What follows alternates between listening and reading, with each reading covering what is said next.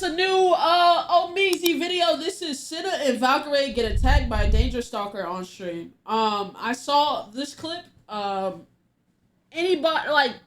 Let's just talk, let's get into it. We're gonna talk about it as we get into it. The most disgusting and heinous act I've ever seen on a live stream happened yesterday. While on the boardwalk, Imaru, Cece, and Valkyrie were minding their own business, having a good time, just being with their collective of people. And we see the altercation that happens where a man, I don't know if he's a fan, I don't know if he's a stalker, I don't know what he is. He literally walks up to them and attacks them.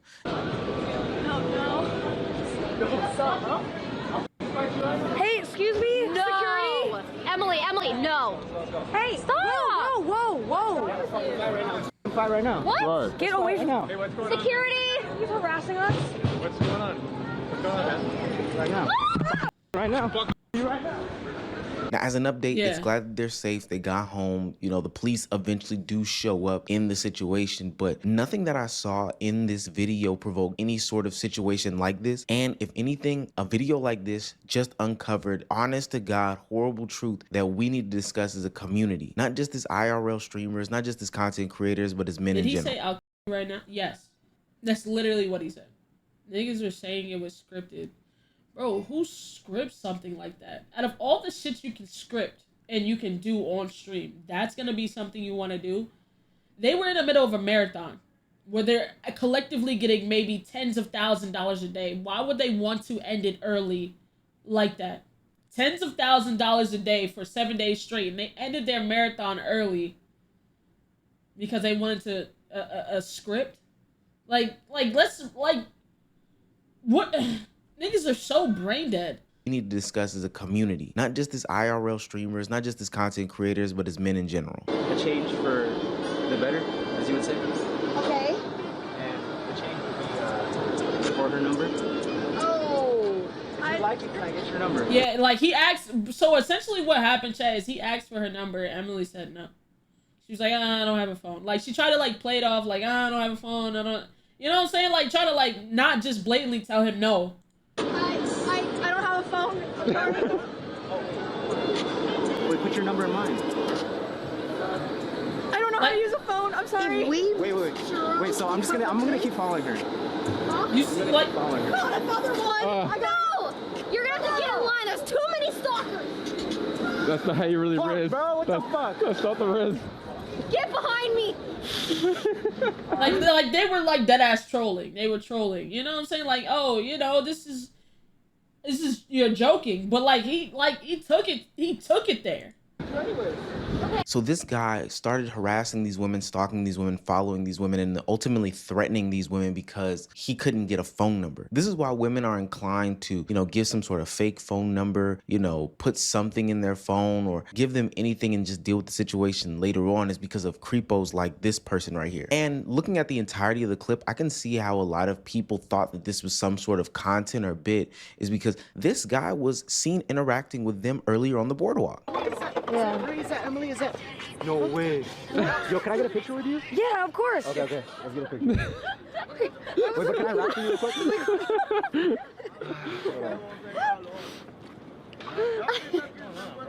This is Cinna.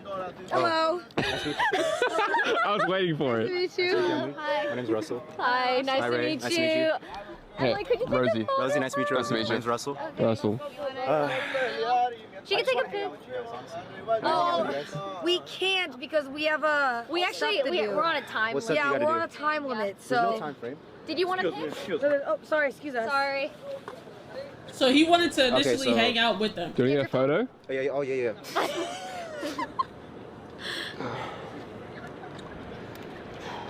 Why do they say rhyme? Together. Because his name's Russell. Together. Did you call me Russell? No, his name is Russell. Oh! She's had a long week. I am running on like 3 hours of sleep. Please forgive me. My brain is actually like lagged. All right, fuck. Let's take a picture.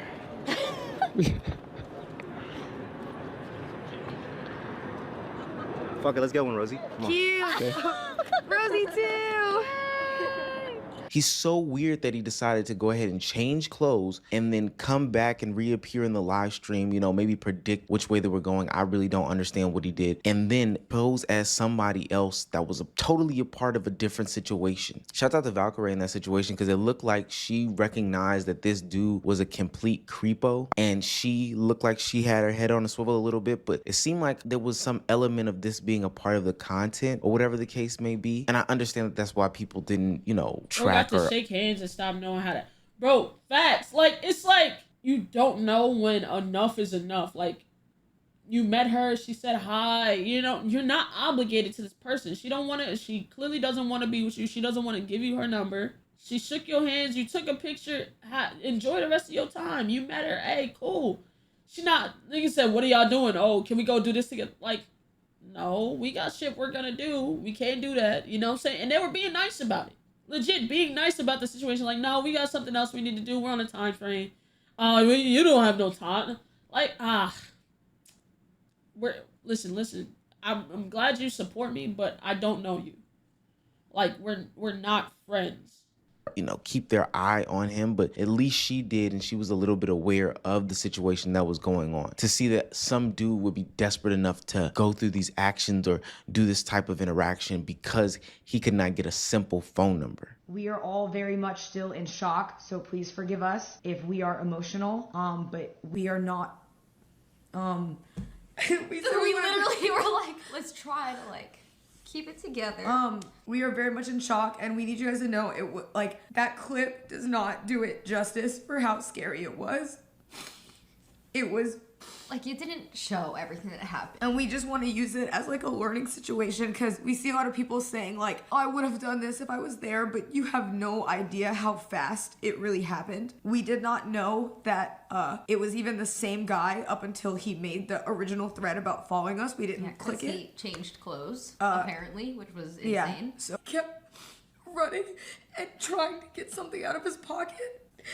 And like I said, like, you guys, when that clip cuts off, like, we had to run into a store screaming that somebody was going to kill us so that somebody would step in and let us in the back. And we were lucky that one of the workers, who was not like questioning us, actually like believed us, and he put us all in the back. And what's so crazy is there was security there. The security was there. She was like, security, this guy's threatened. And he's what happened?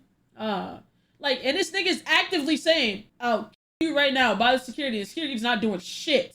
Like, not doing nothing. I get it's maybe not in your job description to, like, throw your life on the line, but find some type of way to help them. You're here to make sure shit goes smooth. You're not here to be fucking Superman. But, all right, I'm calling the cops. Get the fuck out of here. Or, hey, y'all go in this, like, do something. Do something, actually. And, they're panicked. They didn't know what to do, so they tried to bring us behind the buildings to help us, but we didn't know where he was. I think when we went in the store, he backed off because it was a lot of people. Mm-hmm. And so we don't know where he was.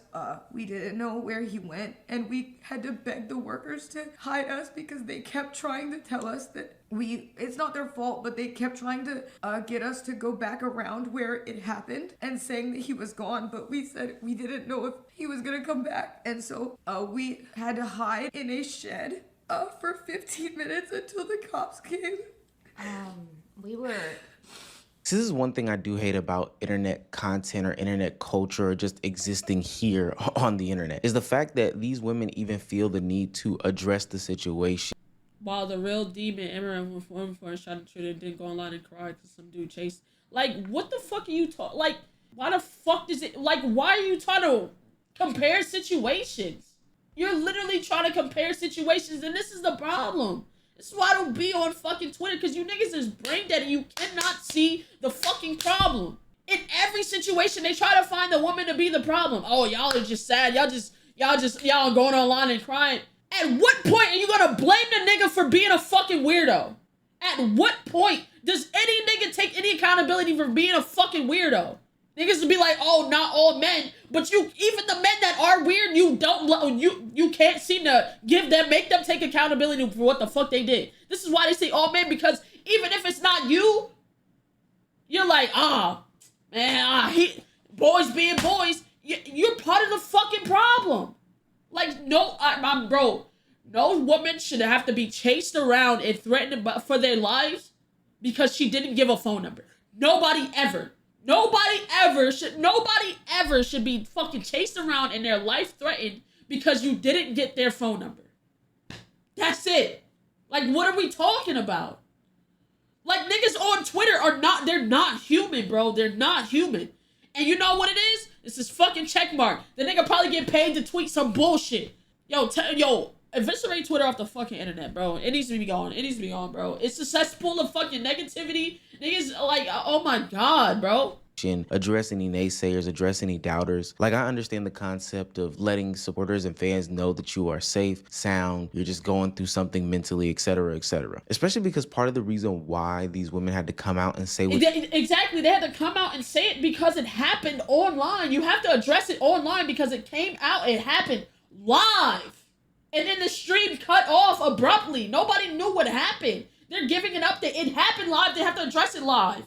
If this is something that just happened in free time, maybe they'll come to the internet with it maybe like two years or something. Hey, man, this is something that happened. But they had to address it live because niggas was like, yo, what happened? They said is because people had so much analyzation as to what the cameraman should have did. He should have put the camera down and beat him up. Somebody should have had Hume on him. He should have turned around, boxed him, and slapped him and body folded him and all this, that, and the third. Look, whether you decide to be on the side of I'm gonna.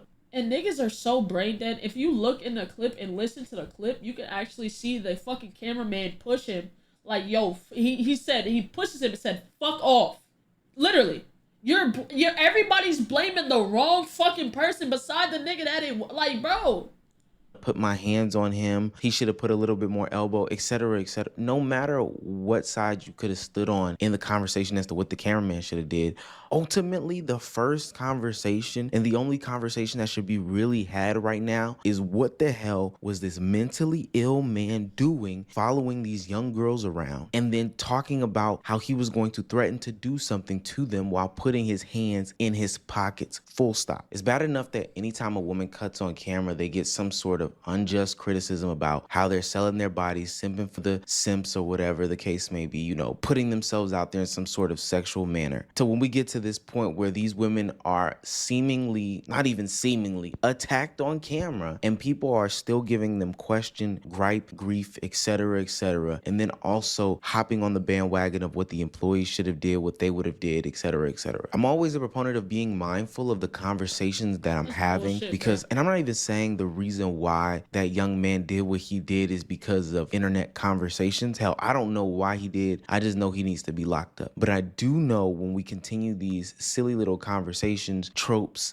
you know, making fun of segments, etc., about anybody with any plight, stuff like this happens. It opens up the door to say the most meanest things. It opens up the door to honestly just be a hateful and harmful person. This isn't time for your hindsight takes. This isn't time for your what I would have did, Captain Sava, whatever the case may be. This is just time to say, yo, I'm glad these young women are safe, and then let's analyze how we can make this a more inclusive space for women by not perpetuating some of these, you know, insane tropes or talking points that ultimately can lead to violence. Thank you. Like, I just don't get it. I don't get how at any point you blame anybody. But like at the forefront, whose fault it was that niggas, bro. Like, he's like that's what it is. That's what it is. At the forefront, at the beginning, it was his fault. He's a fucking weirdo. Point blank, period. But yeah, hey, shout out Omar. I appreciate you covering this topic, bro.